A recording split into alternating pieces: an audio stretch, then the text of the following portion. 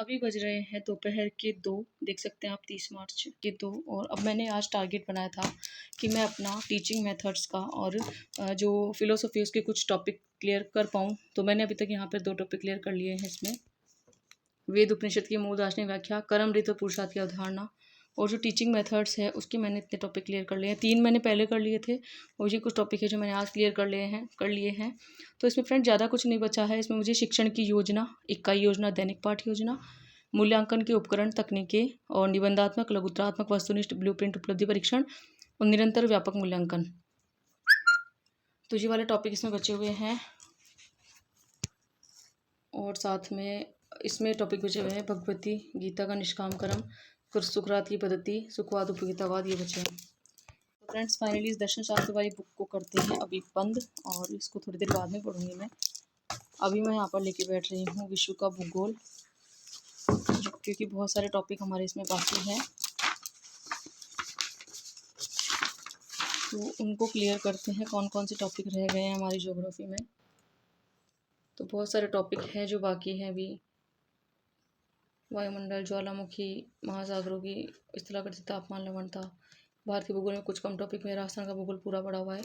अर्थशास्त्र मैंने अभी तक कुछ नहीं पढ़ा है। जब चीज़ों में बुक लेके आई थी उस टाइम मैंने थोड़ा पढ़ा था। बहुत 6-7 टॉपिक इसमें बाकी हैं अभी तक।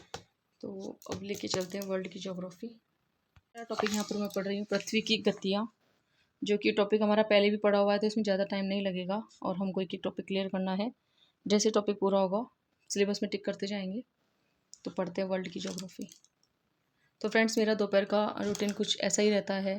कभी कभी मुझे नींद आती है तो मैं सो लेती हूँ, लेकिन मेरा सोने का टाइम थोड़ा चेंज है। मैं इस टाइम नहीं सोती हूँ। जब भी मैं सोऊंगी आपको ज़रूर बताऊँगी मैं कौन से टाइम सोती हूँ या थोड़ा सा रेस्ट करती हूँ। तो अभी पृथ्वी की गतियाँ वाला टॉपिक पढ़ रहे हैं हम। चलते हैं और पढ़ते हैं। तो फ्रेंड्स आपसे कहना चाहूँगी कि तैयारी तो सभी करते हैं, लेकिन ऐसी क्या कमी रह जाती है कि हमारी जो तैयारी है वो अच्छे से नहीं हो पाती है। तो फ्रेंड्स अभी आपको कहना चाहूँगी, यहाँ पर मैं पढ़ रही हूँ राजस्थान का बजट, क्योंकि ये मैंने बिल्कुल भी नहीं पढ़ा था और ये बुक लाए मुझे ज़्यादा दिन नहीं हुए, करंट अफेयर्स की 2-3 दिन ही हुए हैं।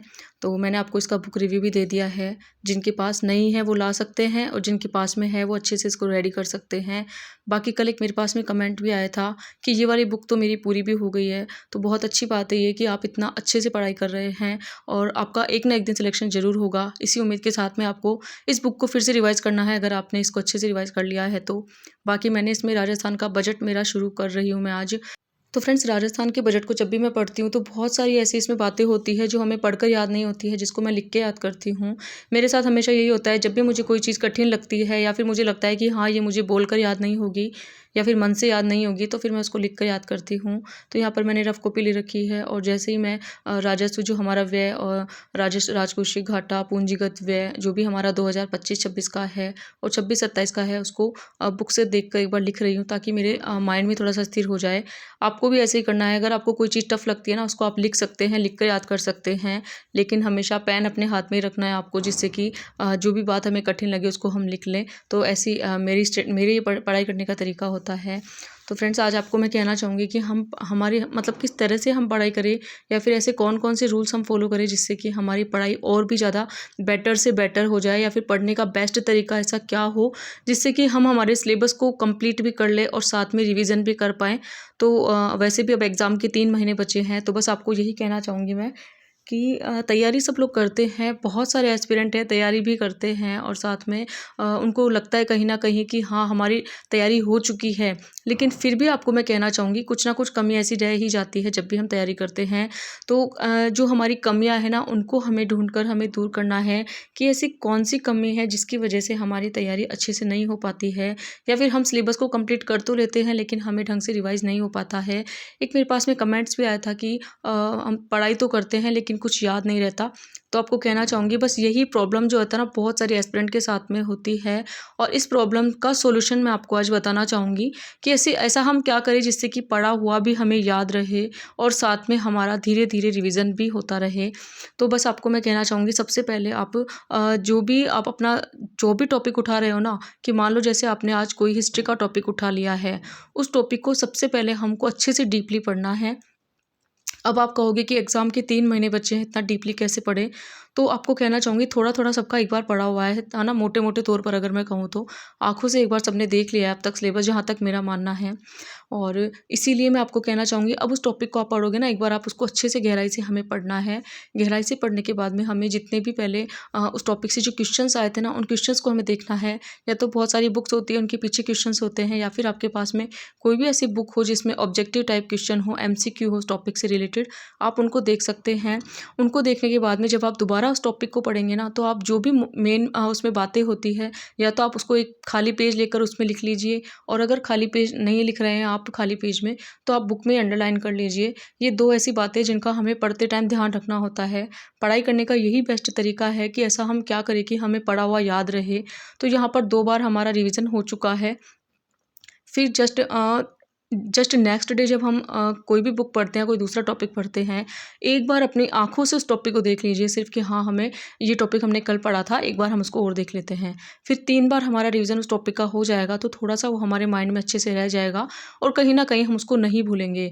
और फिर 7 या 8 दिन के बाद में हमें वो टॉपिक एक बार फिर से देखना है। इस तरह से हमें धीरे-धीरे अपने टॉपिक के प्रति हमारी पकड़ मजबूत करनी है, हमारी समझ मजबूत करनी है, उससे रिलेटेड हमें क्वेश्चंस देखने हैं। और बस यही कहना चाहूँगी, पढ़ने का सबसे बेस्ट तरीका यही है कि हम जो भी पढ़ते हैं ना, उसका हमें रिवीजन ज़्यादा से ज़्यादा करना है। हमारी सबसे बड़ी कमी है, आपको अगर मैं मेरी कमी बताऊँ ना, तो सिलेबस इतना बड़ा है ना, इसका हम सिलेबस कंप्लीट नहीं कर पाते हैं, तो उसकी वजह से हमारा फिर रिवीजन नहीं हो पाता है। और यही हमारी सबसे बड़ी कमी है, हमारा माइनस पॉइंट है कि रिवीजन बहुत ही कम होता है, जिसकी वजह से हमें ढंग से जो है वो क्वेश्चंस अटेम्प्ट नहीं कर पाते हैं।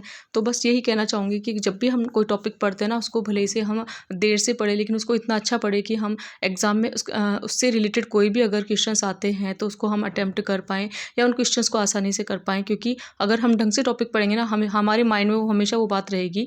इस बात का आपको मैं विश्वास दिलाती हूँ। और बार-बार रिवीजन करते हैं ना, तो कहीं न कहीं फिर कॉन्फिडेंस लेवल भी हमारा बढ़ जाता है कि हाँ, अब हमने इस टॉपिक का इतनी बार रिवीजन किया है, 3 से 4 बार, तो अपने आप कॉन्फिडेंस लेवल बढ़ जाता है। और ऐसा करने से आप जो भी आपने पढ़ा है ना, वो आपको याद रहेगा, आप नहीं भूलोगे। इतना मैं आपको विश्वास दिलाती हूँ। तो फ्रेंड्स, सबसे पहले मैं आपको कहना चाहूँगी कि हमें है ना खुद को चयन करना पड़ता है कि हाँ, हमें क्या पढ़ना है, कौन-सा टॉपिक पढ़ना है, कौन-सा सब्जेक्ट पढ़ना है, ये हमें खुद से चयन करना है। ये मैं आपको नहीं बता सकती कि आप ये वाला बुक पढ़ें या फिर ये वाला पार्ट सुबह पढ़ें, ये पार्ट दोपहर में पढ़ें। जहाँ तक मुझे पता है, मैं इतना बता सकती हूँ, जैसे जो हमारा मॉर्निंग वाला टाइम होता है ना, तो मॉर्निंग के टाइम हम पढ़ सकते हैं हमारे कठिन विषय जो हमें हार्ड लगते हैं, जो टॉपिक हमें हार्ड लगते हैं। क्योंकि सुबह-सुबह हमारा माइंड बहुत एक्टिव रहता है, सोकर हम उठते हैं, बिल्कुल फ्रेश माइंड हमारा होता है। अगर आप सुबह 4 बजे भी उठते हो, और अगर मेल की मैं बात कर रही हूँ, तो वो आराम से पढ़ सकते हैं 2-3 घंटे सुबह। लेकिन फीमेल्स का मैं कहना चाहूँगी, वो भी 1 डेढ़ घंटे पढ़ सकते हैं, बाकी घर का काम रहता है, आप अच्छे से जानते हैं। तो बस वही है, तो सुबह-सुबह जो आपको टॉपिक कठिन लगते हैं, जो सब्जेक्ट कठिन लगते हैं, उनको उठाइए। फिर जो दोपहर का जो समय होता है ना, उसमें आप करंट अफेयर्स या फिर हमारे जीके के जो भी टॉपिक बचते हैं, राजस्थान जीके की कोई भी टॉपिक आप उठा सकते हैं, या फिर जीके फर्स्ट पेपर के टॉपिक आप दोपहर में पढ़ सकते हैं। फिर जब रात का टाइम आता है या शाम का टाइम मैं आपको कहूँ, वो आप अपना मूल सब्जेक्ट पढ़ सकते हैं, अपने सब्जेक्ट को आप टाइम दे सकते हैं। इस तरह से चयन हमें खुद को करना पड़ता है। बस मैं आपको स्ट्रेटजी थोड़ा बता सकती हूँ, बाकी हमें डिसाइड खुद को ही करना है। बाकी ऐसे टॉपिक पढ़ने हैं या फिर ऐसी बुक्स हमें पढ़नी है जिनका मैटर हमें समझ में आए, खुद से खुद उनकी भाषा हमको समझ में आनी चाहिए। ये नहीं किसी ने बुक बताई और आप जाकर ले आए, ऐसा नहीं करना है। आपके पास जो बुक है ना, वो बेस्ट है, और आपको उसकी भाषा को समझना है कि हाँ, ये बुक मुझे अच्छे से समझ में आ रही है। साथ में एमसीक्यू से रिलेटेड पुस्तक भी हमें साथ में रखनी है। मैं गई थी मार्केट, लेकिन अभी तक मार्केट में आई नहीं है। अगर आपकी नज़र में कोई बुक हो एमसीक्यू से रिलेटेड, तो आप मुझे कमेंट करना, ताकि मैं भी वो बुक मार्केट से लेकर आ जाऊँ। मैं उन भैया के पास में गई थी, तो भैया ने मुझे कहा कि अभी तक बुक नहीं आई है एमसीक्यू वाली। उन्होंने प्रीवियस ईयर की क्वेश्चंस पेपर वाली बुक दे रहे थे, वो मैं नहीं लाई थी। बाकी कोई एमसीक्यू से रिलेटेड बुक नहीं आई है टॉपिक वाइज़, जिससे कि हम आराम से हमारे टॉपिक के साथ में एमसीक्यू भी कर सकें। तो मैं ट्राई करती रहूँगी मार्केट में जाकर। आपकी नज़र में तो आप भी मुझे बुक बता सकते हो एमसीक्यू से रिलेटेड। तो फ्रेंड्स, इस तरह से हमें क्या करना है, एक निर्धारित समय सारणी बनानी है। हमें डेली का क्या होता है, हमारा जो टाइमिंग है ना, वो ढंग से मैनेजमेंट नहीं हो पाता है।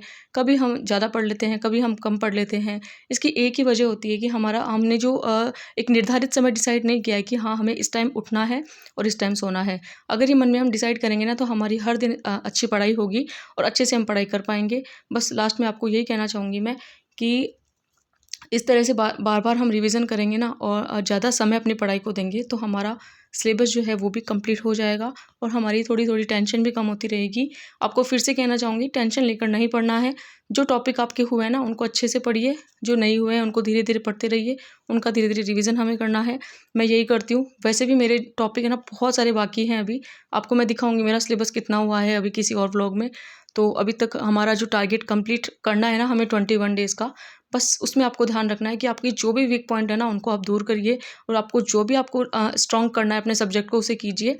5 अप्रैल तक का हमारे पास में टाइम है, तो अच्छे से हमें पढ़ाई करनी है और हर एक सब्जेक्ट को हमें समय देना है। क्योंकि फ्रेंड्स बहुत सारे एस्पिरेंट होते हैं जिनको घबराहट होती है कि क्या गहराई से पढ़ेंगे, हम डीपली पढ़ेंगे तो क्या हमारा सिलेबस पूरा हो जाएगा। आपको फिर से कहना चाहूँगी, हमें कोई ज्ञानी नहीं बनना है, हमें हमारा 80% जो सिलेबस है उसी को कवर करना है, उसी को ढंग से पढ़ना है, उसी का बार बार रिविज़न करना है। बस मेरे माइंड में तो यही सारी बातें रहती है और आप लोग किस तरह से पढ़ते हो वो आप अच्छे से डिसाइड कर सकते हो। लेकिन मैं जो आपको तरीका बता रही हूँ ना, ये भी बिल्कुल पढ़ाई करने का बेस्ट तरीका है, क्योंकि हमें खुद तो थोड़ा कुछ तो डिसाइड करना ही पड़ेगा कि हाँ, हमें इस तरह से पढ़ना है। और डेली अगर हम थोड़े एमसीक्यू वगैरह देखेंगे, थोड़े हमारे टॉपिक को थोड़ा डीपली पढ़ेंगे, है ना, उनका बार बार रिवीजन करेंगे, तो हमारा जो कॉन्फिडेंस लेवल है ना वो बहुत ज़्यादा बढ़ जाएगा। ये आपको मैं कहना चाहूँगी। तो बस हमें एक निर्धारित समय सारणी बनानी है और ज़्यादा से ज़्यादा समय अपनी पढ़ाई को देना है, कहीं और किसी और की बातों पर ध्यान नहीं देना है। और जब तक टॉपिक क्लियर ना हो आपको उस टॉपिक पर अपनी पकड़ बना के रखनी है कि हाँ, इस टॉपिक को क्लियर करके ही मैं नेक्स्ट टॉपिक पर जाऊँगा या जाऊँगी। तो इस तरह से हमें खुद को थोड़ा-सा कठोर बनाना पड़ेगा पढ़ाई के प्रति। और ये सब चीज़ें हमारे लिए ज़रूरी भी है, क्योंकि पढ़ते टाइम आपको मैं पढ़ते टाइम हमेशा कहती हूँ बहुत सारी बातों का हमें ध्यान रखना पड़ता है। तो बस हमें यही करना है। अभी हमारे लिए पढ़ने का बेस्ट तरीका यही है कि जो हम पढ़ रहे हैं ना उसको ध्यान से पढ़ना है, साथ में हमें उनके एमसीक्यू वगैरह करने हैं। और रही किसी भी बुक की बात में, तो बुक जो होती है ना सब अपने आप में बेस्ट होती है। बस अब आपके पास में जो भी बुक है, जो भी विषय सामग्री है, आप उसको पढ़ने में लग जाइए। ज़्यादा से ज़्यादा आपको रिवीजन करना है और अपनी पढ़ाई के प्रति पूरे समर्पित भाव से हमें पढ़ाई करनी है, आपको कहना चाहूँगी मैं। क्योंकि फ्रेंड्स वो कहते हैं ना कि जब भी कोई साथ ना दे तो हिम्मत रख, दूसरों की मत सुन, खुद से उम्मीद रख। वक्त मुश्किल है पर ढल जाएगा, खुद पर यकीन रख, ये वक्त भी बदल जाएगा। तो बस मुश्किल वाले हालात वाला ही जो वक्त है ज़्यादा दिन तक नहीं रहने वाला है। बस हमें हमारा बेस्ट देना है। हम नहीं जानते रिजल्ट क्या होगा, हमें परिणाम के बारे में सोचना ही नहीं है। मैं आपको मेरा बता रही हूँ, हमेशा मैंने परिणाम की कभी भी चिंता नहीं की है। हमेशा मेरा एक ही टारगेट रहा है कि हाँ, मैं कर्म कितना कर रही हूँ, किस तरह से मेहनत कर रही हूँ, ऐसे क्या कमी है जो परिणाम है, रिजल्ट है हमारे पक्ष में नहीं आता है, उन सभी बातों पर ध्यान देती हूँ। मैंने कभी ये नहीं सोचा कि हाँ, इस बार मेरा सिलेक्शन हो जाएगा, क्योंकि मैं हमेशा मुझे पता है कि हाँ, मेरे वीक पॉइंट कौन से हैं, जिनको मैं दूर करूँगी तभी जाके सिलेक्शन हो पाएगा। तो परिणाम के बारे में ज़्यादा नहीं सोचती हूँ मैं, हमेशा कर्म करने पर ध्यान देती हूँ मैं, और हमेशा हमें कर्म करने पर ही ध्यान देना है, फल की इच्छा नहीं करनी है। हमारे दर्शन शास्त्र में एक टॉपिक भी है जिसमें लिखा भी गया है, जो हमारा गीता वाला टॉपिक है, गीता की निष्काम कर्म, है ना, उसमें वो टॉपिक है, उसमें बता रखा है कि हाँ, हमें कर्म करते रहना है और फल की इच्छा नहीं करनी है।